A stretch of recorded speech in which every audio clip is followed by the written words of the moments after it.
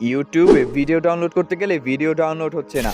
আপনি ভিডিও ডাউনলোডের উপর ক্লিক করছেন, ভিডিও ডাউনলোড অপশনে ঠিকই যাচ্ছে, কিন্তু ভিডিও ডাউনলোড হচ্ছে না। অনেকের ফোনে ইউটিউবে এমন সমস্যা হয়, ভিডিও ডাউনলোড করতে গেলে ভিডিও ডাউনলোড হয় না।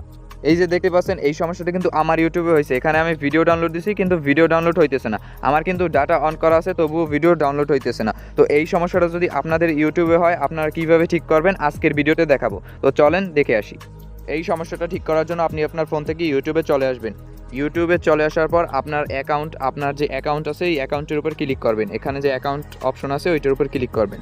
অ্যাকাউন্টের উপর ক্লিক করার পর এখানে আপনারা দেখতে পাচ্ছেন সবার উপর একটা সেটিংসের মতো আইকন আছে, এইটার উপর ক্লিক করবেন। সেটিংসের উপর ক্লিক করার পর এখান থেকে একটু নিচে চলে আসবেন।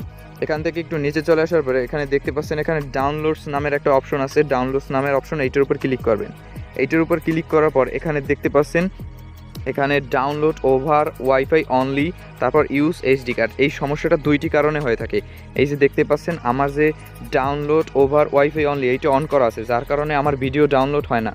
কারণ আমি যদি ওয়াইফাই অন করে ভিডিও ডাউনলোড করি তাহলে ভিডিও ডাউনলোড হবে, আমি ডাটা অন করলে কিন্তু আমার ভিডিও ডাউনলোড হবে না। তো আপনাদের ফোনে যদি এই সেটিংসটা অন করা থাকে, আপনারা এইটার উপর ক্লিক করে এইটা অফ করে দিবেন।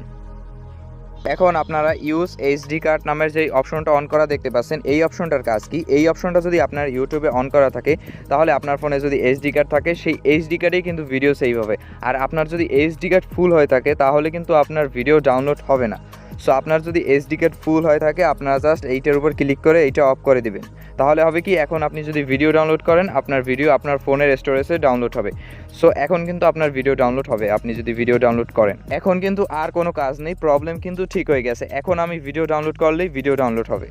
সো ধরেন আমি এই ভিডিওটা ডাউনলোড করব। এই ভিডিওটা ডাউনলোড করার জন্য আমি জাস্ট ডাউনলোডের উপর ক্লিক করে দেবো। সো এখন আপনাদের দেখাবো যে ভিডিওটা ডাউনলোড হয় কিনা।